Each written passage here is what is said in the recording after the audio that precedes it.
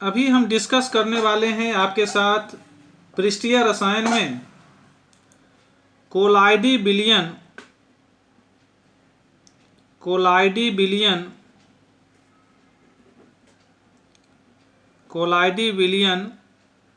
के उपयोग।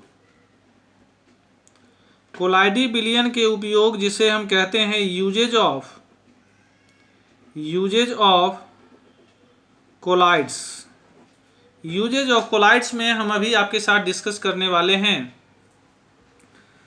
उद्योग के क्षेत्र में कोलाइडी विलयन का उपयोग क्या क्या होता है। अगर आप इंडस्ट्री की बात करते हैं, केमिस्ट्री पढ़ते हैं, तो उद्योग के क्षेत्र में इसका कहाँ कहाँ यूज है और इसे आप ऑब्जेक्टिव क्वेश्चंस में किस प्रकार सहयोग ले सकते हैं, उसके बारे में भी हम डिस्कस करेंगे। और सब्जेक्टिव तो आपका मजबूत हो ही जाएगा, सब्जेक्टिव में तो ज़्यादा से ज़्यादा मार्क्स आपको मिलेगा।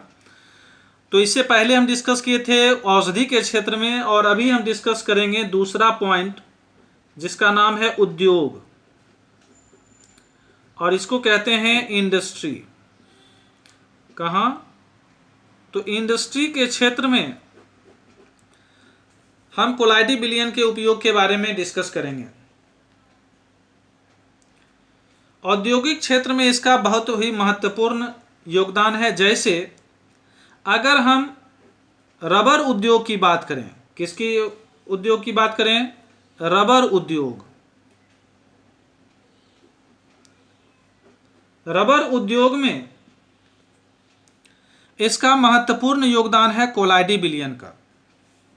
अब रबर हमारे दैनिक जीवन में यूज भी होता है और केमिस्ट्री में इसका बहुत महत्वपूर्ण योगदान है। आइए केमिस्ट्री में कैसे हम समझेंगे रबर उद्योग के बारे में, और चैप्टर है पृष्ठीय रसायन। इसमें भी पायस की बात हम डिस्कस करेंगे कि लेटेक्स जिसको इंग्लिश में कहते हैं LATEX, लेटेक्स एक पायस है। लेटेक्स एक क्या है? तो पायस है, जिसको इंग्लिश में इमल्सन्स कहते हैं। हम आपके साथ डिस्कस कर चुके हैं। लेटेक्स एक पायस है जिसमें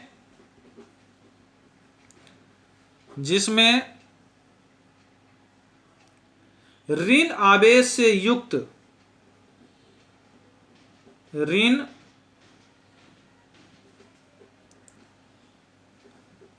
आवेश से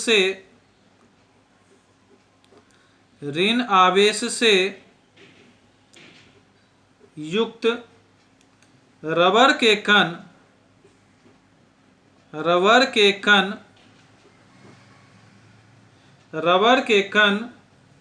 जल में वितरित रहते हैं। कहाँ रहते हैं? तो जल में वितरित रहते हैं। जल में क्या रहते हैं? वितरित रहते हैं। इसकी रक्षा के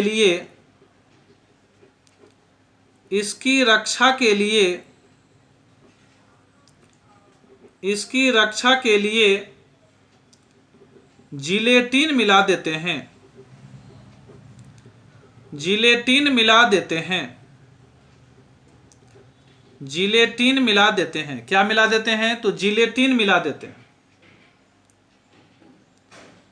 गंधक के साथ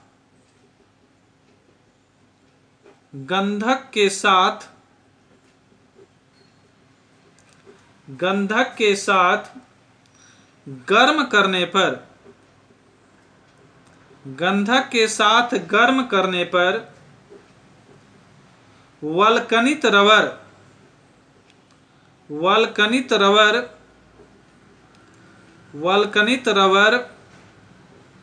जिसको इंग्लिश में हम लोग कहते हैं,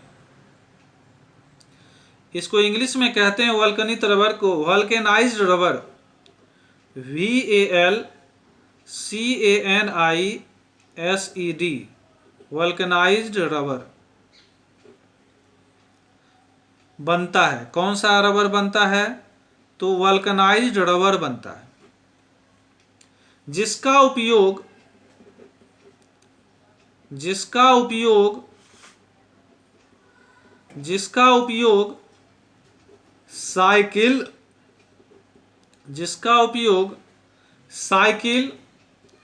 तथा मोटर के टायर बनाने में किया जाता है।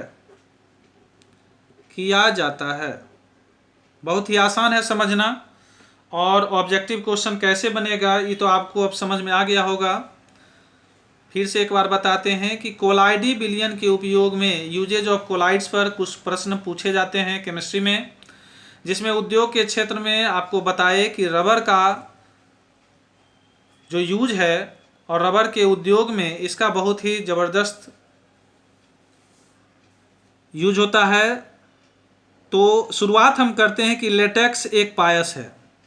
लेटेक्स एक क्या है, आपसे पूछा जाएगा कि लेटेक्स क्या है, तो आप बताएंगे पायस है जिसमें ऋण आवेश से युक्त, ये भी ध्यान देने योग्य है कि यह कैसा आवेश होता है इस पर, तो ऋण आवेश से युक्त रबर के कण जल में वितरित रहते हैं। जल में वह किस रूप में रहते हैं, तो आपको बताना है ऋण आवेश से युक्त रहता है, ऋण आवेश उसमें पाया जाता है।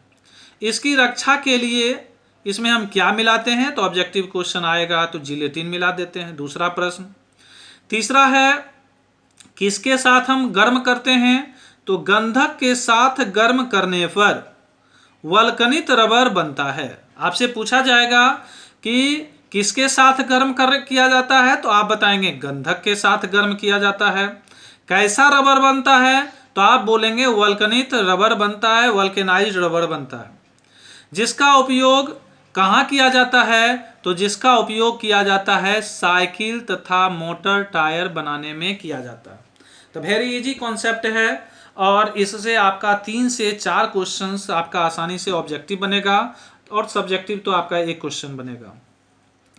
अब आइए, ये तो रबर हो गया। अब हम आपको के साथ डिस्कस करने वाले हैं जिसका नाम है उद्योग के क्षेत्र में, और दूसरा है चर्म उद्योग।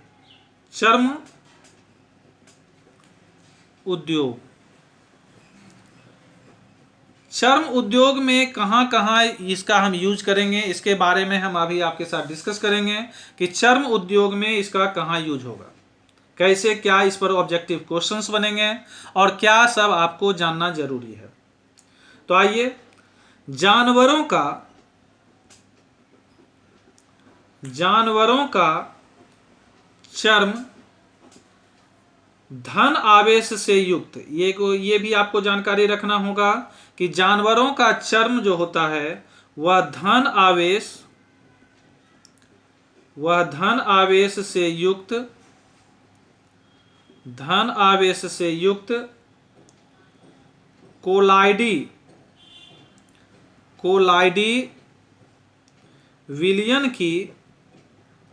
कोलाइडी विलयन की रचना करता है। याद रहेगा इतना कि जानवरों का जो चर्म होता है वह धन आवेश से युक्त होता है और कोलाइडी विलयन की रचना करता है। यह महत्वपूर्ण पॉइंट आपके लिए हो गया। दूसरा है इसी में जिसमें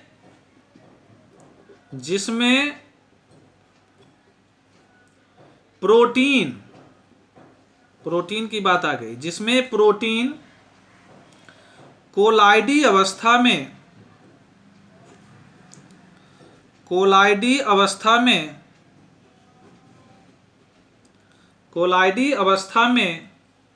रहता है।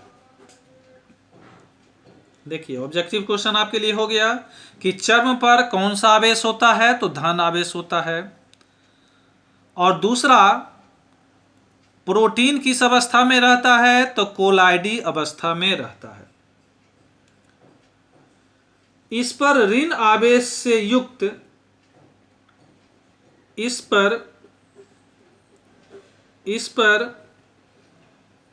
ऋण आवेश इस पर ऋण आवेश से युक्त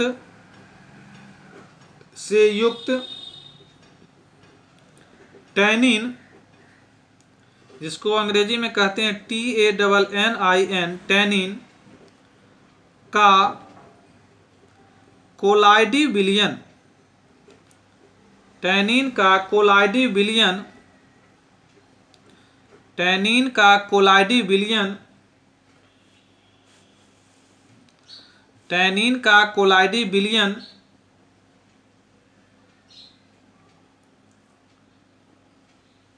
डालने पर जो कोलाइडी विलयन हम लाएंगे कहाँ से, तो डालने पर जो पेड़ों की छालों में कहाँ रहते हैं, तो पेड़ों की छाल में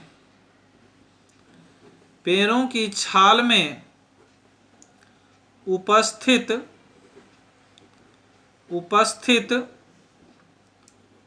रहता है। कहाँ रहता है, तो पेड़ों की छालों में उपस्थित रहता है। टैनिन का कोलाइडी विलयन डालने पर जो कि कहाँ रहता है, पेड़ों की छालों में उपस्थित रहता है। इनमें पारस्परिक स्कंदन होता है,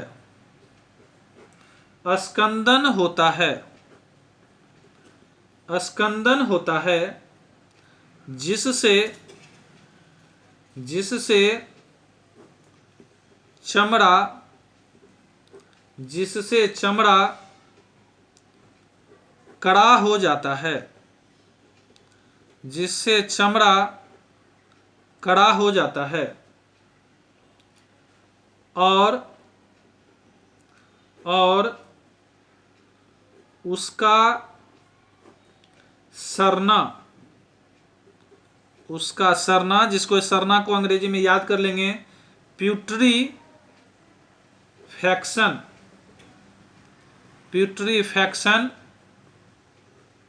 रुक जाता है, प्यूट्रीफैक्शन रुक जाता है। अब आपको हम चर्म उद्योग के बारे में अच्छी तरह से बताते हैं कि चर्म उद्योग में कौन कौन से ऑब्जेक्टिव क्वेश्चन आपका बनेगा। आइए थोड़ा सा पेपर को ज्वाइंट कर देते हैं, अब बताते हैं चर्म उद्योग के बारे में। शुरुआत करेंगे, जानवरों का चर्म कौन से आवेश से युक्त होता है। पहला क्वेश्चन, धन आवेश से युक्त होता है। और यह किसकी रचना करता है, तो कोलाइडी विलयन की रचना करता है। दो प्रश्न का आंसर हो गया, चर्म जो है धन आवेश से युक्त होता है और कोलाइडी विलयन की रचना करता है। तीसरा है, जिसमें प्रोटीन कोलाइडी अवस्था में रहता है। प्रोटीन किस अवस्था में रहता है, तो कोलाइडी अवस्था में रहता है। इस पर ऋण आवेश से युक्त टैनिन का कोलाइडी विलयन डालने पर, ऋण आवेश से युक्त, हम एक यहां धन आवेश था, अब हम लाए ऋण आवेश। ऋण आवेश से युक्त टैनिन होता है, वह भी एक कोलाइडी विलयन ही होता है, जो कि हम पेड़ों की छालों में रहता है और वहां से लाते हैं। और इसके कारण इसमें पारस्परिक स्कंदन होने लगता है और इसके फलस्वरूप चमड़ा हमारा जो होता है वह कड़ा हो जाता है और उसमें सड़ने की जो परंपरा है, प्यूट्रीफैक्शन की जो परंपरा है, वह रुक जाती है। तो आपको समझ में आ गया होगा कि देखिए चमड़े के रूप में आप चमड़ा का उद्योग में अगर आप काम करेंगे तो यह जानकारी होना जरूरी है कि कोलाइडी विलयन में जो जानवरों का चर्म होता है वह होता है धन आवेश, और ऋण आवेश लाने के लिए आपको टैनिन का कोलाइडी विलयन लाना होगा, जो कि पेड़ों की छालों में उपस्थित रहता है। तो ये बात आपको समझ में आ गया होगा और इससे आपको प्रश्न एक बन जाएगा और आप आसानी से इस प्रश्न को आप हल कर देंगे। तो आपको समझ में आ गया होगा। अब हम नेक्स्ट जो डिस्कस करेंगे वह करेंगे जल को शुद्ध करने में। कहाँ करेंगे, जल को शुद्ध करने में।